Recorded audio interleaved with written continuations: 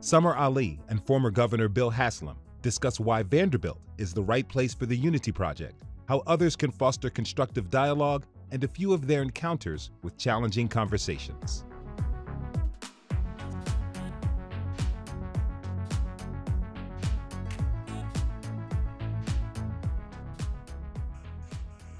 Support for the Vanderbilt Project on Unity and American Democracy was provided by the Lester G. Ruff Fant Fund. So let me start here. Why did you agree to be a part of this project? You've got a lot of stuff going on. Well, I thought that given everything that's happening in the country right now and how polarized we are, that we needed a project like this, and we needed it at a place like Vanderbilt in the heartland that actually was started right after the Civil War to reconcile differences between the North and the South. Right. So yeah, Vanderbilt does have that history. And same, I actually think universities are a particularly appropriate place to have discussions. They should be places that students come in to learn. Chancellor Dearmeyer, Vanderbilt, has a saying. He said, I think every university should have a little arch that students walk in through that says, the world is more complex than you think it is. I love that. And I think that is true. And one of the things I hope universities do is become a place where students, no matter what you believe, can come and at least understand better what people who don't think like they do think and why they think that. And I think that's the beauty of free speech too, and academic freedom, and that's why it's also really important that we hold on to that, especially during this turbulent time. It's good for students, it's good for faculty, it's good for the administration, it's good for the community, and I think that we touch on all of those things through this project. Right. Universities also are, by their very nature, while they're institutions, they're inevitably, hopefully, very personal places. Yeah. Right? It's where many people make their best long-term friends. It's where we sometimes learn to think, and hopefully to learn to think and understand things that we didn't before. And they're places usually of transformation, those 4 years of your life. So let me just start here. How can universities be places that encourage enlightening dialogue, or helpful dialogue, I guess? Well, I know, I'll speak from my own experience, and I want to hear about yours too. Like, I know that when I graduated from Waverly Central High School in my freshman year starting at Vanderbilt, I was a different thinker, a different person than I was when I graduated from Vanderbilt. And the exposure that I had, even though it's just 65 miles down the road, was different than anything I'd ever experienced before. And it set me up for what I'm doing today, really, and all the different people, the different professors, the different textbooks that I was exposed to, the classes that I took. What was it like for you? You went to Emory, right? Same. And you've been involved at UT Knoxville. Same, just 200 miles from home. And I'll say the same part. It's actually, both of us went to places that were very different than we came from, even though it was the same region, et cetera. I think for me, both high school and college was a place of great transformation. I learned to love learning, for one thing. I learned to become intrigued by how do we get here? I majored in history because it's like, it's not just this random set of events and circumstances that got here. People made decisions to get us here. Right. And we make, life is not just random events. People make decisions, and those decisions have consequences, good and bad. Right. And I think that's what university going to school did for me. Let me ask you this. Give us a quick 20, 30-second background. I mean, one of the things that's interesting to me about you is, like I said, you did grow up in a small town, Waverly, Tennessee, just west of Nashville. Your father, a member of the Tennessee National Guard, very traditional upbringing, but you have a Palestinian heritage that probably wasn't real common in Waverly. Yeah, Palestinian Syrians. My mom's from Damascus. So I grew up actually between living in the heartland and spending my summers in the Holy Land and having that exposure. And that's one of the reasons I decided to become a peacemaker. Is because I felt, how do we reconcile these differences between Palestinians and Israelis, and between people that the rest of the world seems are at such odds, and thinking we've inherited these truths, as you were just saying about history. People made decisions that got us to this point. Right. Where are we? Where have we been? And where do we want to go? And how can we shape where we're going? Part of the challenge today is, how do you not set aside your own convictions that were not the things that you believe to be true, and yet have a conversation where the other side is not automatically the enemy. Yes. That feels like the challenge of the day. I mean, for me, part of it is, this is what I call the de-enemization process, which is because I'm a research professor, I have to use those those fancy terms.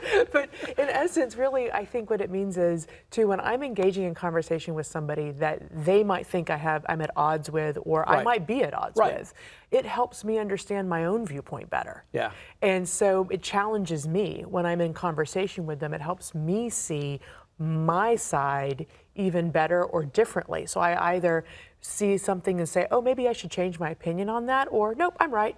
And so like, this is helping me. But how do we learn to say, I think I'm right? Yeah. Okay, I know I might be wrong, but I think I'm right.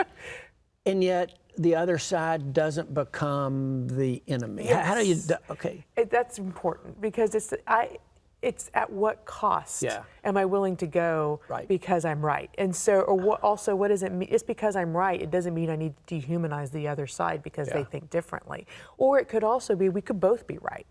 This is my experience with the truth. That's my right. And recognizing their experience with the truth is their right, and then reconciling with that in a way of where we still break bread together. That sounds maybe a little bit cheesy, but we still can be friends. We can still get along. I mean, I say this all the time. I'm Muslim, you're Christian. And I say this to my Christian friends all the time. By default, you've decided you're Christian, you're not Muslim.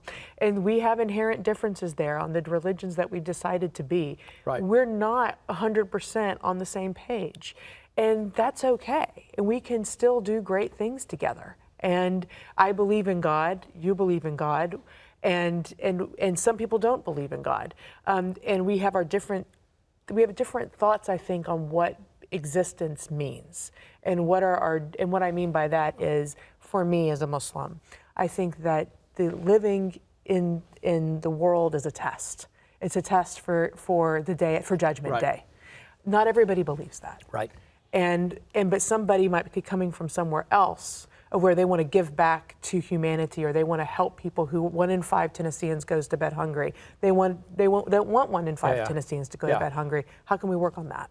See, I actually think the conversations sometimes are easier. Like I said, when you said, here's my worldview, I'm coming from a Muslim point of view. I think that's easier than people who don't believe that they have a worldview. Because we all do have things that this is the place where we're coming from, as a place of truth. It's when people think, oh no, I don't. I'm coming from a totally neutral worldview. All right, let me ask you more. Let me move to, due to what's happening with Israel, Gaza, and Palestine, tensions have never, I shouldn't say have never been higher. That's probably not true, but it's painful. Painful, right? Incredibly painful.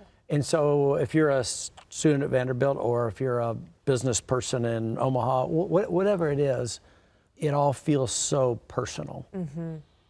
If you're in a conversation with a group of friends who maybe have passions on both, on either side of this, what do you say? What insight do you bring? Well, I'm in those conversations almost hourly now. And I don't know if you know this about me, but at my wedding, I had a matron of honor and a maid of honor. My matron of honor, Marina Lynn, is Jewish American, and her family came over and as refugees from Russia, as Russian Jews, to the United States in the 80s when she was 4 years old. We were roommates in law school. And my maid of honor is Palestinian American, Nadia Abu Zaina. And I talk to those two women every single day. And Marina has family in Israel, and Nadia has family in the West Bank. And we are living this, and in ways of where we are holding on to our humanity and trying to process what's going on, and also have conversations with each other, because we're actually experiencing we're having similar experiences with trauma. And that's what I see also going on. I see my Jewish American friends experiencing trauma. I see my Arab American, Palestinian American, Muslim American friends experiencing trauma. And I see that this is a communal trauma. And I study this, so I know what's going on. But on a personal note, I see pain.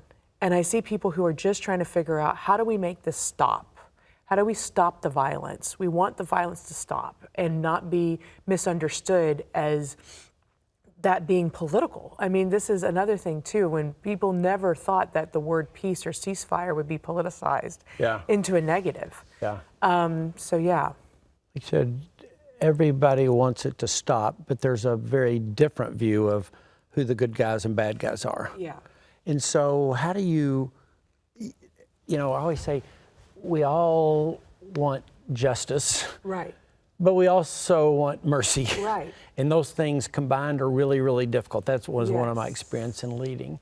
And so in a situation like this where you have people like, I want it to stop, but I also want to make certain whoever I view as the bad guys, that they get their They're held accountable. Yes. And the rule of law comes in here. Right. Yes. And so how do you, in these very personal, painful conversations, how do you recognize that? Yeah, and I think this comes to responsible leadership. Okay. And I think that there are a lot of lessons from history that we can draw on here. Right. Should Gaza be a demilitarized zone? I mean, this is getting to the policy solutions here. What does accountability for acts of terror look like? What is the way forward? What are our own reflections from the past 20 years of our war on terror? For et cetera? Like, what do equal rights in this context look like? What could a way forward look like of where Israelis and Palestinians are thriving together, and we're taking into account how they don't always live in fear and live in a state of fear and insecurity, and they're excited about a brighter future for their children. I mean, I think here, and it gets back to your focus on education and children, and that is, how are we taking care of the children? Palestinian children, Israeli children, and also saying, how do Jews, Muslims, Christians, everybody live together in a way where we can live out our existence and our potential in the way, and that's the American experiment. I mean, it is what we're trying to do here at home, too. So let's move there, and we've talked about, you used your education big term, the one that I've totally stolen, but is a term called motivation, attribution, asymmetry. It's how much people think not only is the other side wrong on an issue, but they're wrong for bad motives. Like, these are just bad actors. These are bad actors with bad intentions. And the motivation, attribution, asymmetry, this is several years ago, but it hasn't changed. At the time in the U.S. was greater between Republicans and Democrats, and it's only gotten worse than it was at that point between Israelis and Palestinians. We've seen how that played out. So how do we help folks understand that just because somebody disagrees with us doesn't mean they're a bad actor? I think it gets into the intent and where is the person coming from and their experiences and et cetera. So we have a saying in mediation, which is be careful, in conflict mediation, be careful how many spoilers you put on the list. Because if you put too many, there'll be nobody left to negotiate with. And you'll be stuck in that gridlock, which ultimately 9 times out of 10 leads to violence. We have real problems in this country. I think something like 30% plus of each party thinks violence can be justified in certain circumstances, which is a really scary number. It's very scary. Okay, so given that reality, and that we have this increasing polarization where everybody thinks the other side are not just wrong, but bad actors in your term, what practical advice do you have? So I think that this is something to practice at home. Okay. And so that's first what I would say. And I think the first is that you have to see, no matter how angry you are, no matter how justifiably angry you are, you have to work really hard in seeing the other person's humanity. Right. And trying to understand where they're coming from. Yep. And listening. And that starts with listening. So the way that you just, as a human being, you break that cycle of negativity is by listening to what you're saying, by listening to what the other person is saying, by committing to being respectful, by recognizing someone else's dignity, you're also recognizing your own. And that's, to borrow the Kosan phrase, Ubuntu, which is I am me because of you, you are you because of me. It's that shared human experience. Right. This is key. And just psychologically, it's key. And then you can begin to empathize with the other person. And then you get into, what are our differences? Let's explore that. Let's have that conversation. And why are we having that conversation even? I think that sense of the shared idea of, of humanity. Number two, the idea that I might not be exactly right here. And the third thing would be, my third piece of advice is always, we should always start with our own tribe. Yes, I Like love that. we worry a whole lot about what they are doing, but if change happens when people actually speak truth to their own side, Yes. which is a lot harder. It's a lot more fun to throw rocks across the fence Right. Than it is to say, hey, I'm not certain we're actually doing this exactly right. Right. To give you a very specific example too, I agree exactly what you're talking about. And I remember when I was in law school, I know we're going back to being on campus again, but it was off campus with a law student, friend of mine, who was a black woman who had a very different upbringing than my own that I didn't understand. And it was 2005, right after the U.S. went to war in Iraq and after the U.S. Patriot Act. And I was getting stopped in airports a lot. And I was being asked a lot of questions. And I felt I was being profiled in the airports. And I equated my experience with hers. And she erupted. She was so upset with me, and we had a huge fight, a huge disagreement over it, and I really touched a nerve, and then she touched a nerve with me, and we are still friends to this day. We reconciled our differences, not in that exact moment, but there was another friend of ours who watched this all unfold, and she basically, my black friend, said, "How dare you think that your experience in America has been in any way similar to my experience growing up as a black woman in the South. You have no idea." And I felt that she was discounting my experiences at the time as a Muslim woman.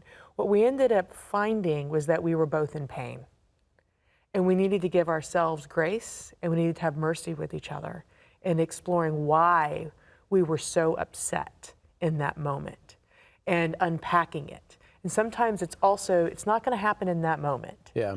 Sometimes you're going to have to say, actually, I want to be in fellowship with this person. Right. I don't want to be in enemyship with this person. Yeah. I'm going to come back and sit down with them, not in the heat of the moment, but to say, hey, let's unpack what happened there. And in that, you can learn something about yourself. I'll never forget that. Yeah. That was 15 years ago, and I still remember that as if it was yesterday. It was a lesson I needed to learn, and she remembers it too. Right.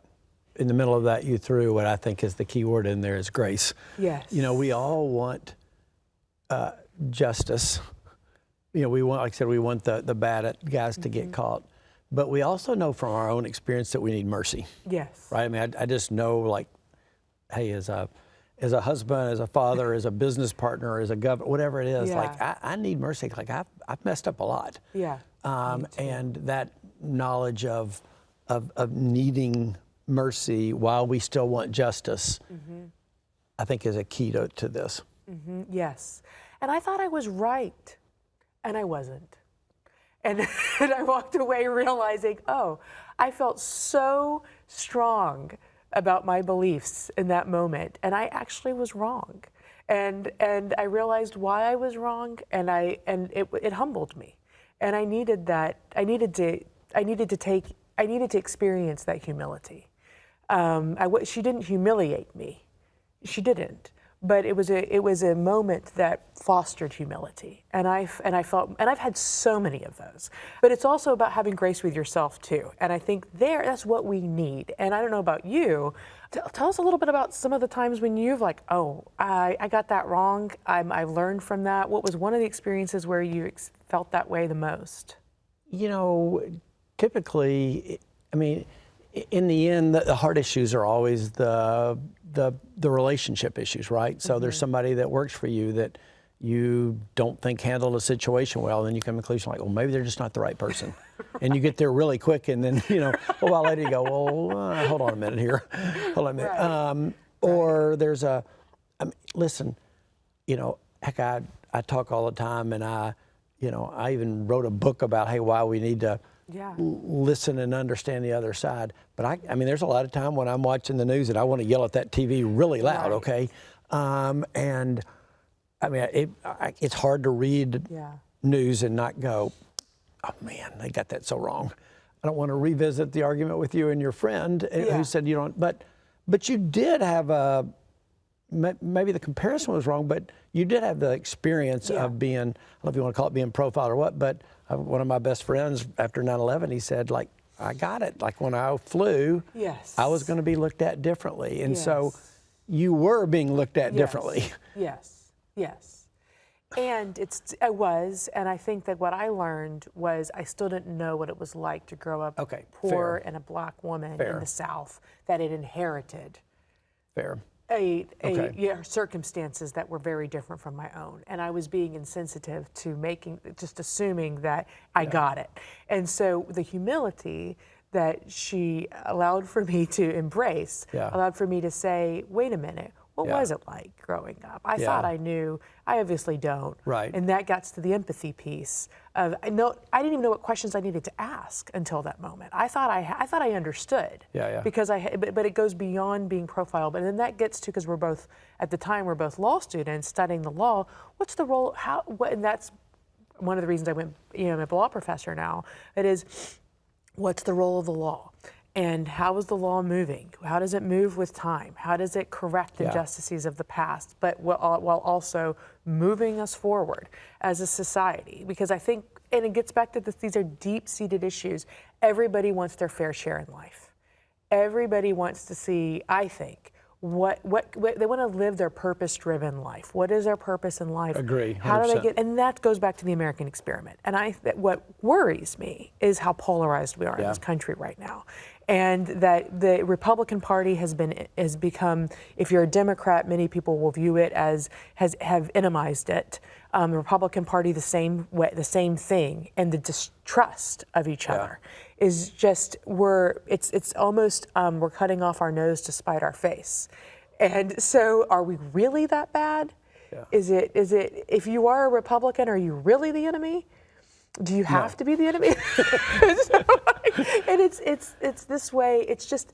So I'm both incredibly worried about where we are. Like I said, when you see over 30% think that violence can be justified, and you realize how tenuous this democracy, this republic is. But I'm also encouraged when I go talk to what I call everyday groups. When I go talk to the Rotary Club, the Waverly Rotary Club, I guarantee you, if I go there and ask the question, how many people are frustrated and exhausted by politics today? Every hand will go up. By the way, that would be true in Poughkeepsie and in Jackson and wherever. Okay.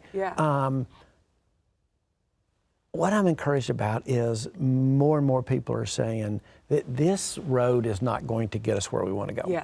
And I'm so frustrated. And I think one of the roles that I want this Vanderbilt Project and others to be about is to tell people, don't give up. What concerns me is a lot of people who they're like, heck, you got kids and you got you're a law professor and you're having all these conversations, et cetera. And it's a lot of times most folks are like, I'm barely hanging on, trying to get my kid to soccer practice and get my job done and make certain we pay the mortgage, et cetera.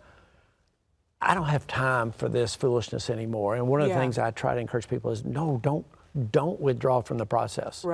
And don't withdraw from voting in primaries. Don't withdraw from all that, because that's where decisions are made. And if we leave it only to the most extreme folks on either end, we're not going to like where this goes. Well, how do we get it back?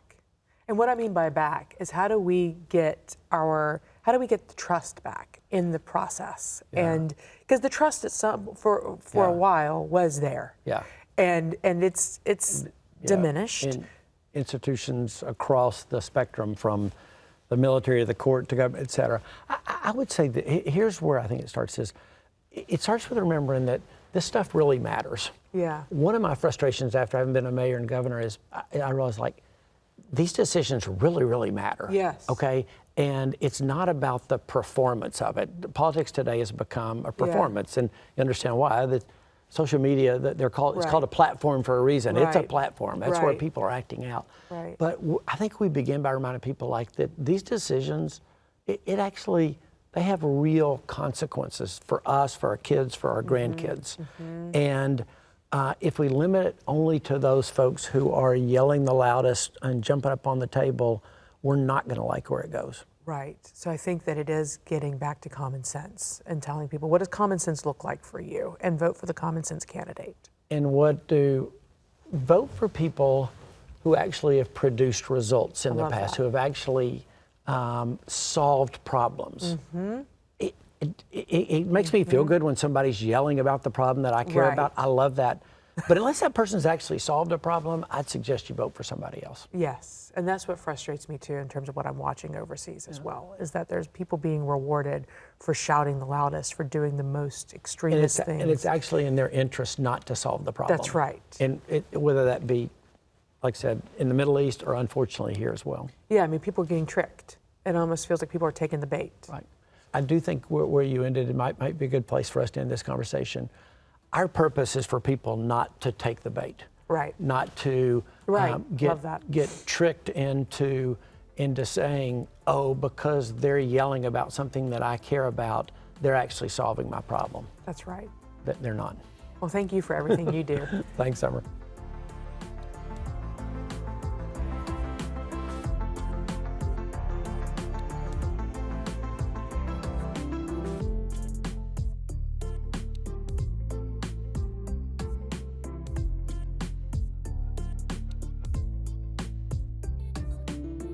Support for the Vanderbilt Project on Unity and American Democracy was provided by the Lester G. Ruff Fant Fund.